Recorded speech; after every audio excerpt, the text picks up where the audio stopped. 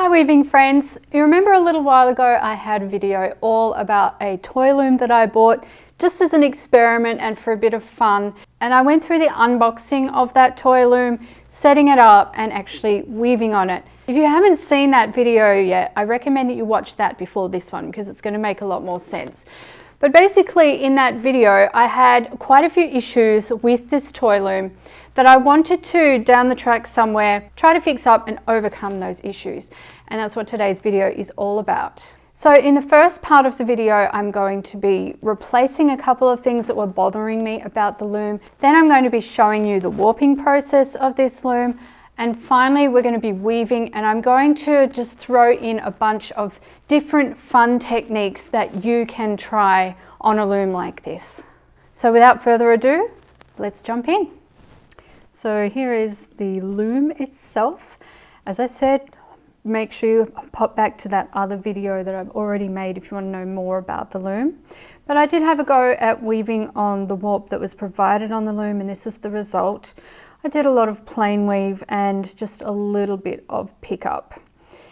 Now, the first thing that I decided to look at was this thing that was bothering me. You can see that the heddles here are quite lopsided, and I felt that I could probably fix that. So the first thing I needed to do was to remove the warp that was already on the loom. And to be honest, this was a joy, because if you have seen the last video, you'll know what a terrible thing this warp was. The cotton that it was, if it was cotton, it seemed okay, but it was just very, very loose on the loom and not very serviceable. So I've gone to the back of the loom and I'm just loosening off the tension there and then unwinding that and cutting that off. Yay, it's gone forever. And then I just have to take that off the back by releasing the little tension and just giving that a good pull.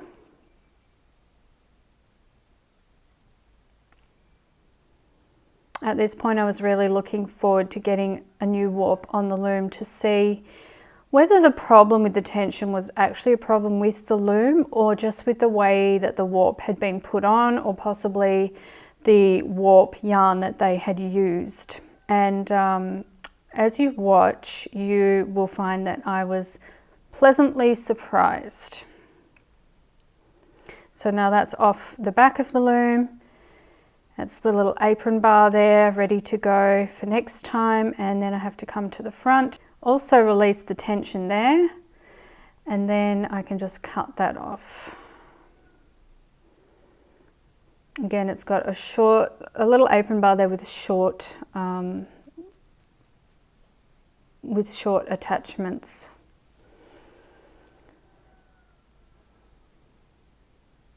And that is all the weaving I got done previously. Really, I couldn't be bothered trying to pursue that warp because it was just such a pain. So I'm going to take off these little loops that they have the heddles hanging on. The design for the loom is actually quite good. It's very simple but clever. I like the way that it's designed, but I didn't really like the yarn that they used for hanging the heddles. It's kind of a really soft and quite thin cotton, and as I said, it was really lopsided. So when I take the heddles off, they are attached with some of the same cotton. So my first job is just to get those cotton pieces out, and then I can have a look at them and see what I need to do in order to do something similar, but to have them hang evenly. So it's fairly simple to just pull those out of place. Making sure you can see there. And it's just 2 loops of cotton tied together at the top. So I wanted to measure out some of my own cotton. I'm using a Tapestry cotton here. It's the Ashford Tapestry cotton, and I thought that that would do just fine for the job. Initially I measured out 8 inches, but later on I adjusted this to 10 inches.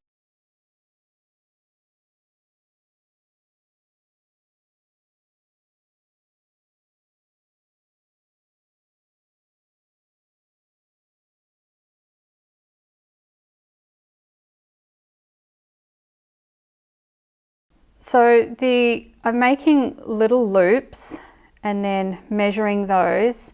Now in this part of the video, I make knots in the loops individually. I ended up, when I adjusted the length of these loops afterwards, when I realized these ones were too short, I didn't tie the individual knots first because that just added to the bulk and made the loops even shorter. So instead, I took the two loops, I made loops with both pieces of yarn, but I just tied them together in an overhand knot at the top without them being individually knotted. And I found that that worked better. I didn't actually film myself doing that when I redid the loops, but that is what I did.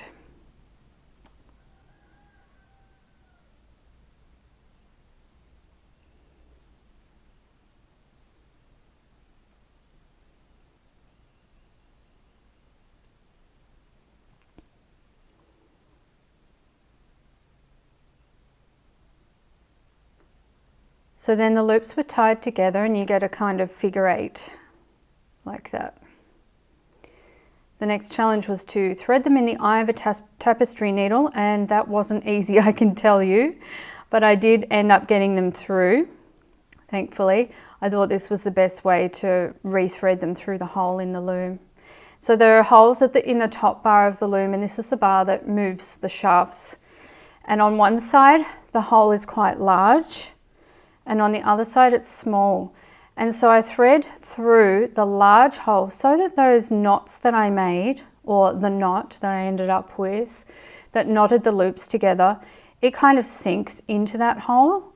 And then on the other side, the hole is much smaller. You just have the loops coming out. And then I do exactly the same on the other side to the other hole. I've got my heddles here. I thought that I would measure out the heddles to see how long these loops were that hold the bottom of the heddles together. And the reason I measured them was just in case I wanted to come back and alter those lengths. Didn't end up doing that because I didn't need to.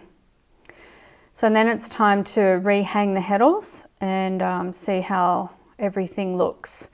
So I moved the top part, the rotating bar, and then put a loop over either side. One of the loops is going to do heddle 1, so it goes in the slot there. Each side of the heddle has a little slot, and it just goes in there very easily. And then you want to make sure that the bottom loops go around that bottom bar there, because that helps to tension the loops. Some of this part's a little bit fiddly because honestly there's not a lot of space so you can see it's not a lot of space to get my hands and fingers in there. So yeah, it's a little bit fiddly, but I got there in the end. And now I'm attaching heddle 2 in exact same way with the other end of the loops from the top. Just putting them into those slots that are provided, these sort of diagonal slots at the either side of each heddle. And then the heddles are hung, and as I said, they've got that bottom loop that goes underneath that bar there, you can see that. And I'm just testing to see how they are as I put them up and down. Gave a bit of a shove there and that helped to level them out. So they're hanging now much straighter than they were before.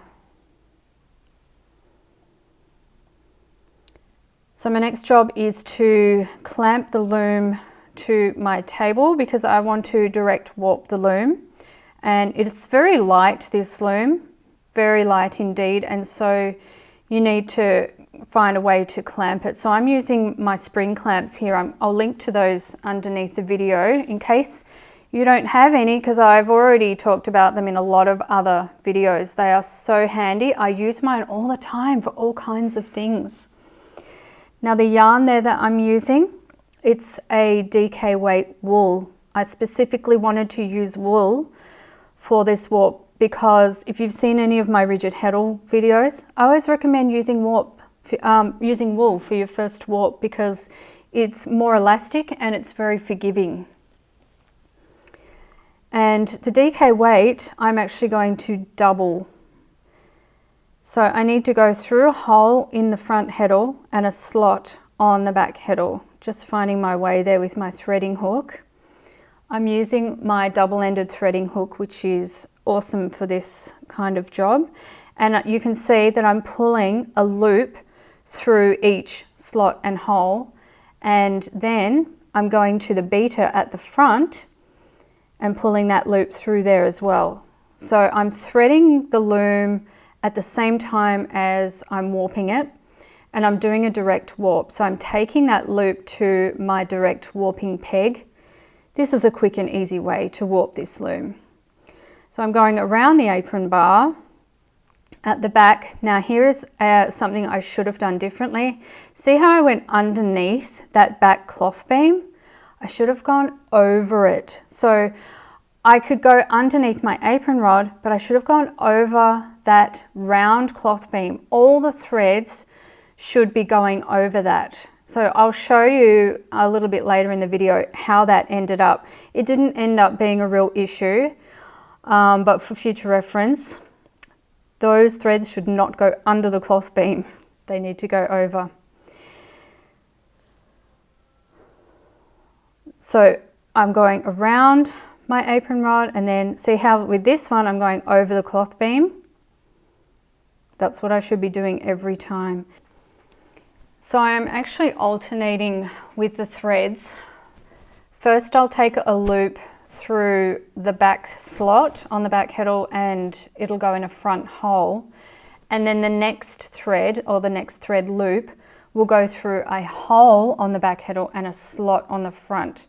That way I end up with a loop through every slot and hole, but I don't want to have the same thread go through a hole on the back heddle and the front heddle. Okay, that means that your sheds are not going to work if you do that.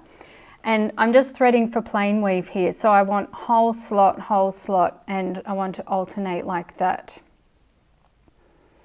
You get the hang of it very quickly, and then regardless of whether it's in a hole on the back heddle or a hole in the front heddle for any particular loop, you just go straight through the aligning slot in your reed and keep going like that.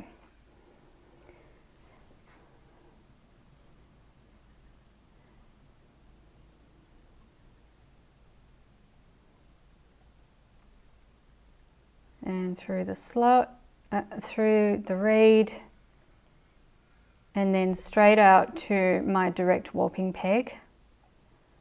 And I'm not twisting that thread or anything, I'm just keeping it separate and taking it around the peg. So we just continue threading in that way, and I think we can have a little bit of music while you watch me thread.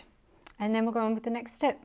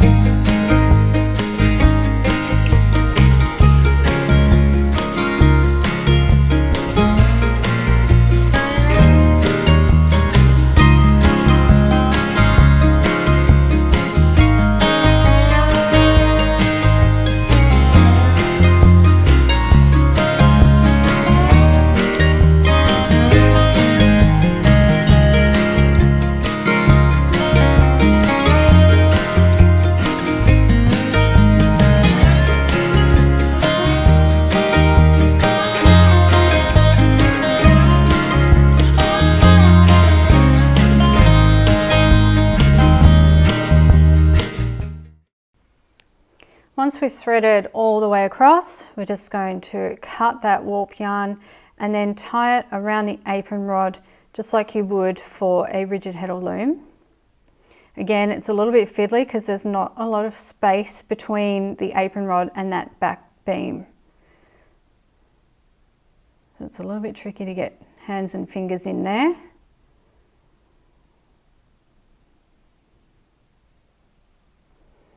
Now we're going to start the warping process. Now, if you have seen a recent video of mine, another way to warp, then you will know all about this. And I'm going to leave a link to that down below. This shows you a brief overview of how I make that happen. I'm just using a pickup stick to hold the warp for me, and I'm spreading it out a little bit. Again, those beautiful spring clamps are coming back in, and I'm going to clamp my pickup stick there. And it just holds it beautifully so I don't have to worry about holding the warp.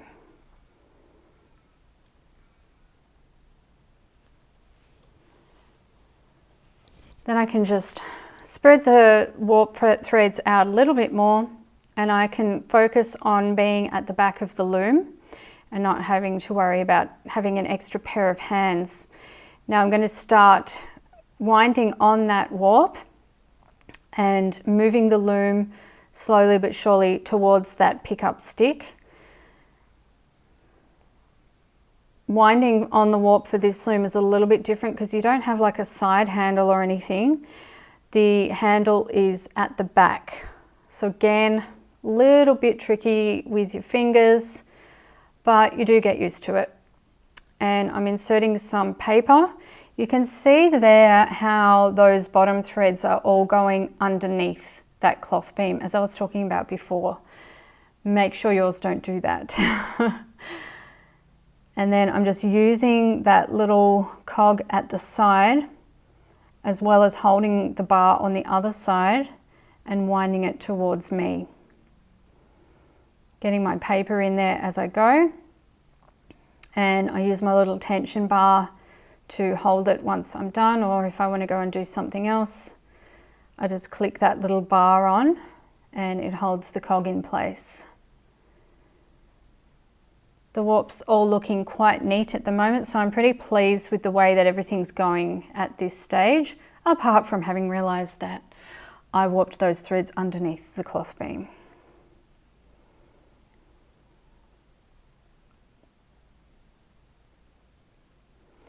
I start edging the loom more and more towards the pickup stick, and those spring clamps just hold everything in place for me and tension the warp beautifully.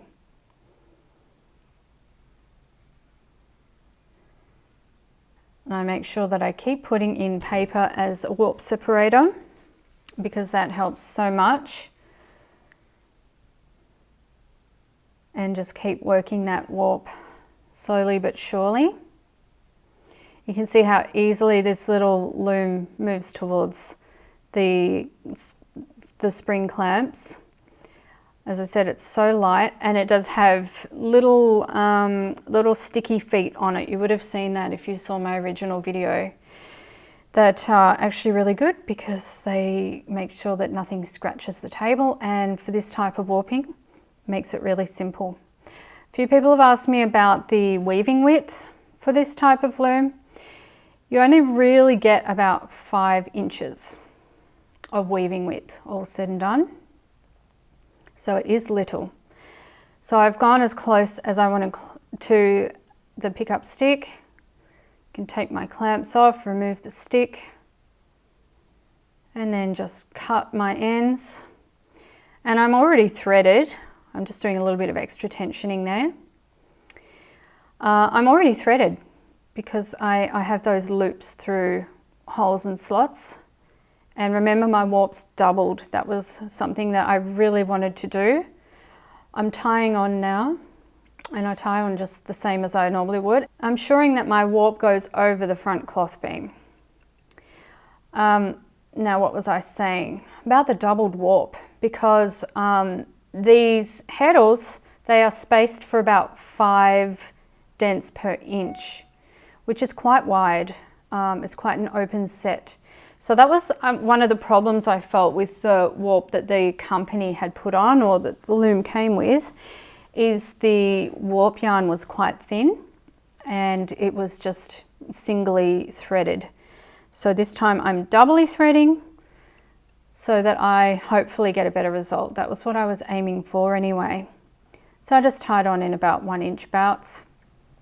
And already I'm feeling really good about the tension because it is vastly, vastly different feeling to the warp that came with the loom.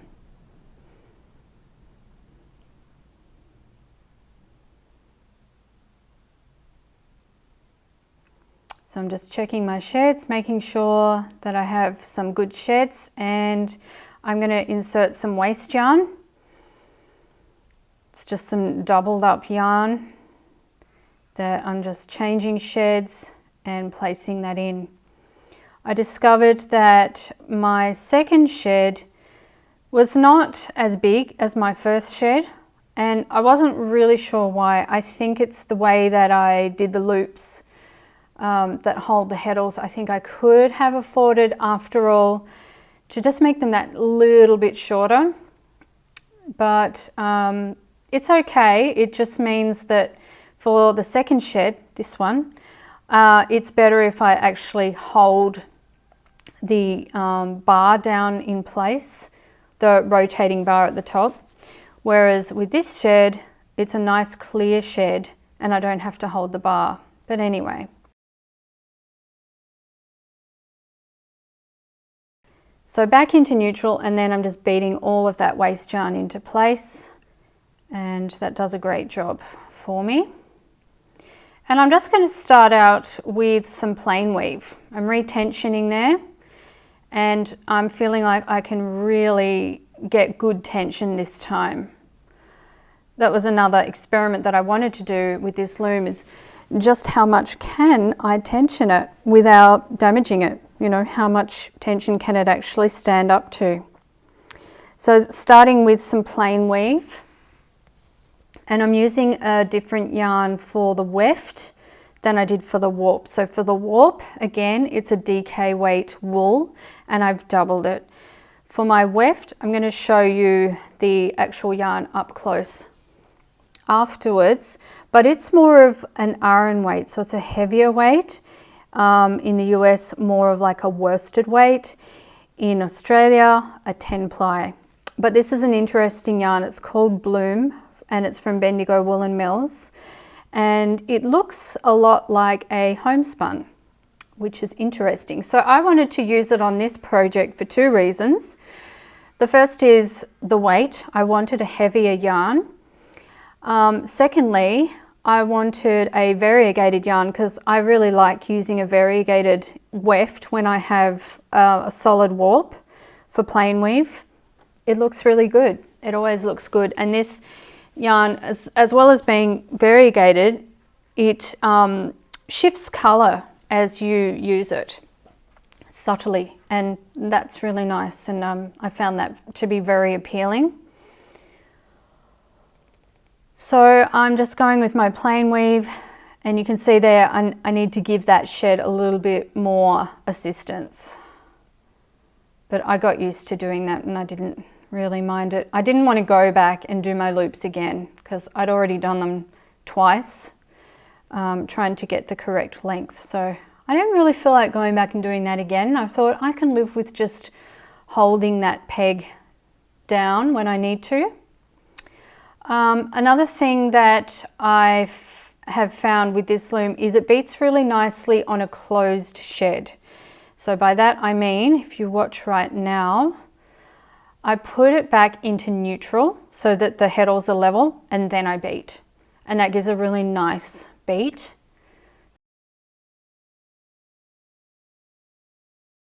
So again, I've opened the new shed. Go back into neutral so that peg is at the top facing upwards, and then go into the new shed, take the peg back down, and that's the shed that I need to hold a little bit. My tension's looking awesome, as you can see, no problems at all, and so that has really taught me that the tensioning was the warp, the original warp that was on there. The problems that I was having with the tensioning, it was all that original warp. It was so horrible. And now that I've got this nice slightly stretchy wool on here, it tensions beautifully. And I've found as well that I can tighten the tension a lot more than I could with the previous warp, which is something else that I wanted to know, because I was frustrated that I couldn't get a really good tension before. I really dislike weaving with inadequate tension. So this is lovely.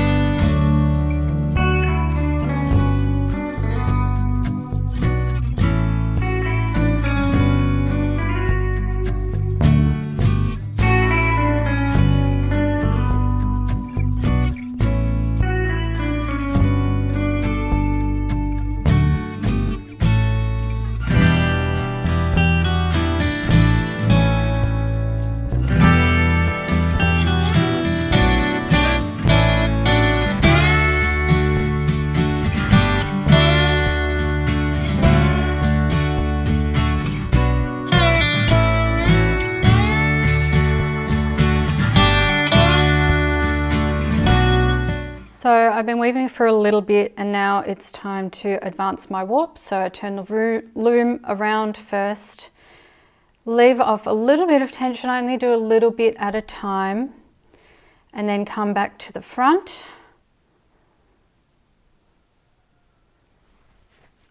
Leave off the little tension bar there and push that rolling bar forward, and then put that tension tab back on. And then have nice tension to weave with again. I always like to give an extra beat after I have advanced my warp, because it can cause the weft thread to move a little bit. And then we are going back on with some plain weave. And I'm going to keep showing a bit more plain weave because I know that some of you will be interested in how the loom works and you want to get a really good look at that.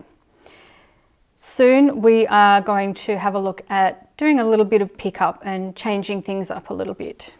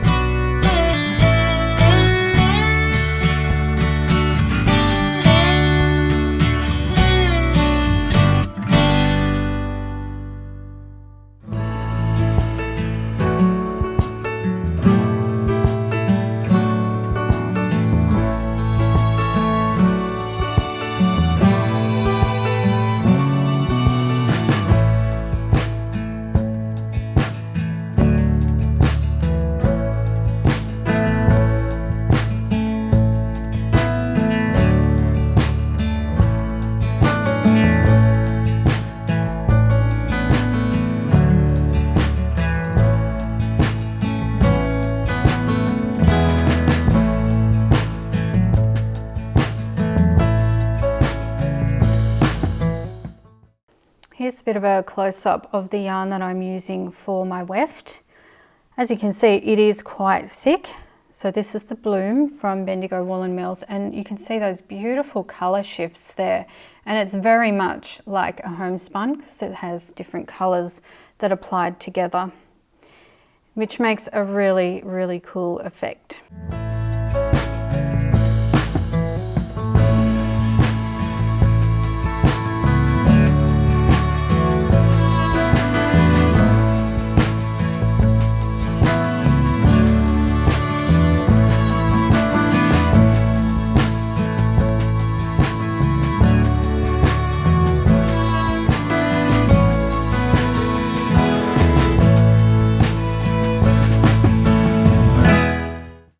Time to play around with some pickup. I'm just using a small pickup stick here, and I'm doing a basic pattern of 2 up, 2 down. So 2 threads on top of the stick, 2 threads underneath. You use that to make a little shed, and this of course is at the front of the loom.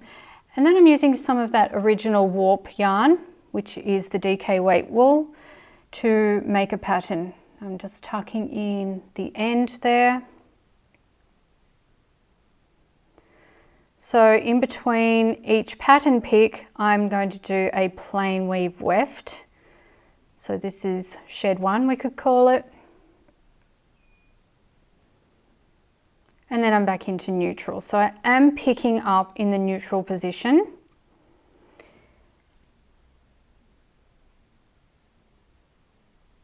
And again, I'm just doing that 2 up, 2 down pattern. I have a lot of videos on pickup sticks. I'll try to link to some of those down below if you want some extra resources if you haven't used them before. So once I've done that pattern pick, I'm going to follow up with shed 2 plain weave. So I'm alternating between the plain weave and the pattern picks. And this is really effective. The plain weave in between allows you to stabilize the fabric. Now at this point I'm going down, up, but I'm still doing 2 threads. So I'm just doing the opposite of what I did before. I started up with 1 up, 1 down, 2 up, 2 down before. Now it's 2 down, 2 up.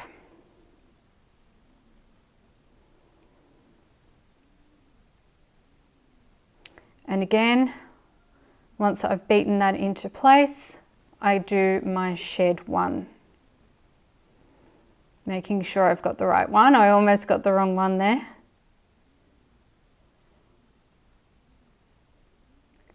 And beat into place and then leave in neutral and then do the pickup again.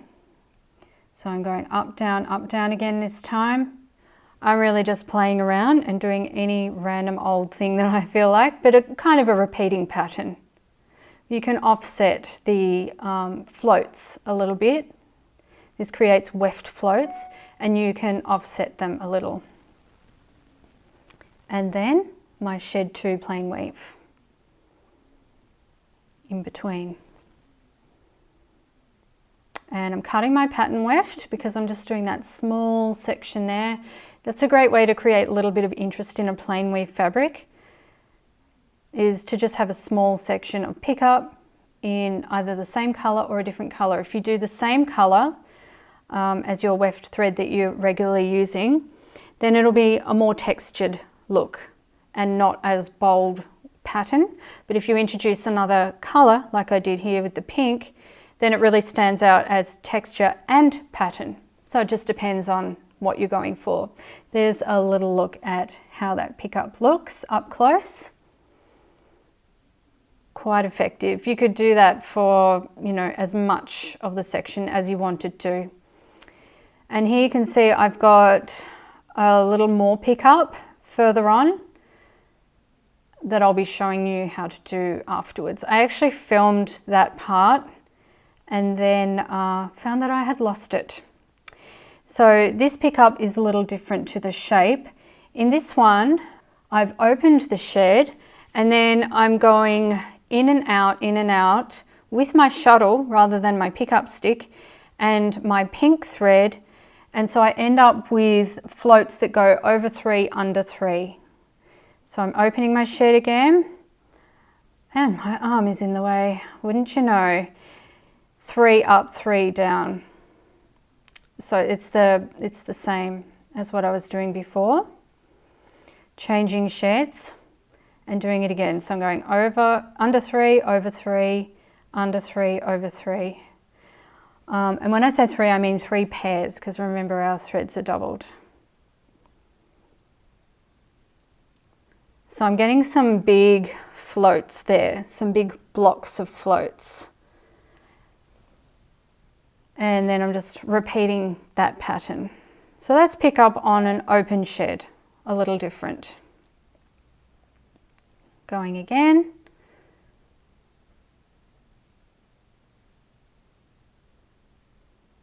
So many things you can do on a plain warp. Sorry about my arm. Then I'm doing a little bit of just a plain weave shed there to help tie it down, because if I just had pattern floats it wouldn't be a stable fabric. Now I'm doing my pick up again on the new open shed.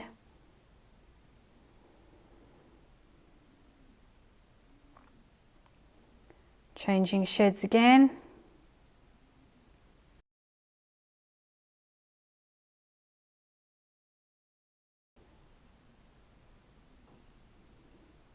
So that's just another example of a pickup that you can do, and then you can open a new shed to tuck the tail in. And then after that I'm following up with some plain weave.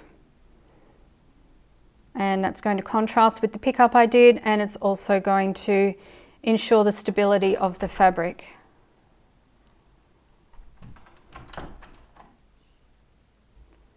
So continuing on with the plain weave, it's nice to mix up the plain weave with the pattern parts to make them really bold. Then they're kind of like borders.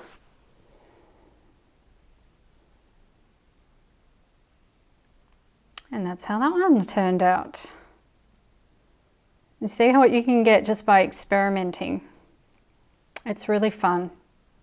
Okay, I'm going to show you how to do that block of pattern that I lost previously because my battery ran out.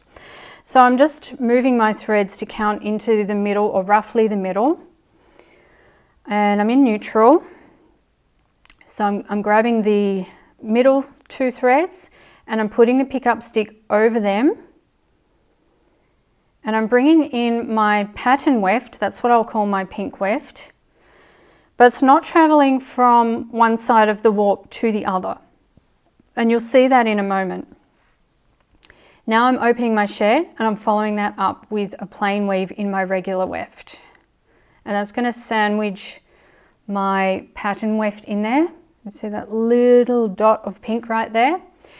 Now for my next one, instead of going over 1 thread, I'm going over 3. So the original one and 1 either side of that. And then I'm going through with my pattern weft again, but you'll notice that I'm not taking the pattern weft from edge to edge. And that allows me to have this inlaid object, this shape, whatever you want to call it. It ends up being like a diamond kind of shape. And in between every pattern weft, which is my pink, I have a plain weave, and I'm alternating my plain weaves between plain weave 1 and plain weave 2. Now this time I'm increasing the number of threads that I'm going over with the pickup stick. So again, I've increased by 1 on either side of the last pattern weft. So slowly expanding out and getting larger. And if you find that your pattern weft is floating a little bit too much, sticking up a little bit too much, you can just give it a gentle pull from behind and it'll settle more into place. Okay, so I'm expanding out again from one either side of the last pattern pick. I'm taking my shuttle through, but not through right from edge to edge.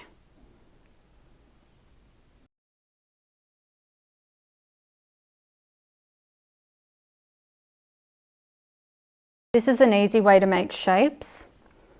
And then following up with my plain weave to wedge it all in place.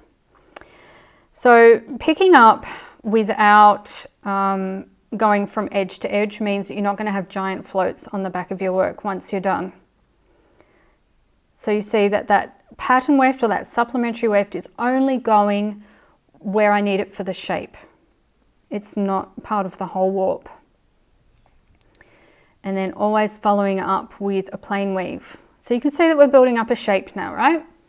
And I've done that just by increasing the threads out each time. Now I'm going to start decreasing. So instead of going out one thread either side, I'm going in. Decreasing and working back.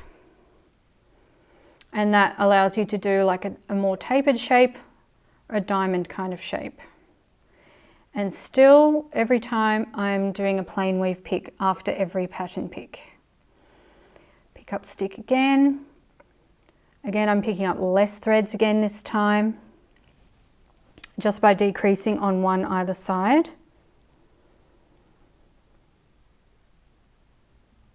Following up with a plain weave.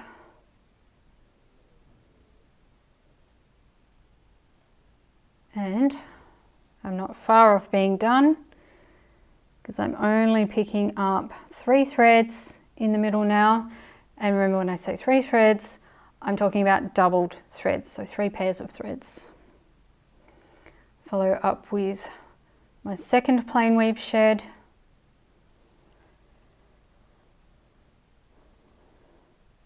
And give that pattern weft a little yank from behind if you need to. And then I'm back to just 1 thread again. Take my pattern weft through.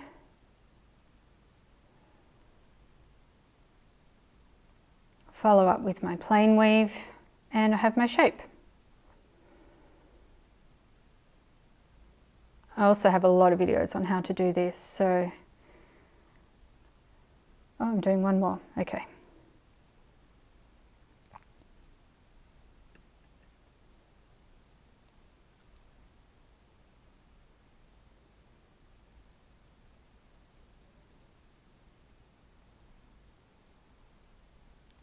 Just figuring out where my weft is going, because it just hopped out of place for a moment, so I'm putting it back. Making sure that it becomes part of the shape, and then wedging that in there with another plain weave shed.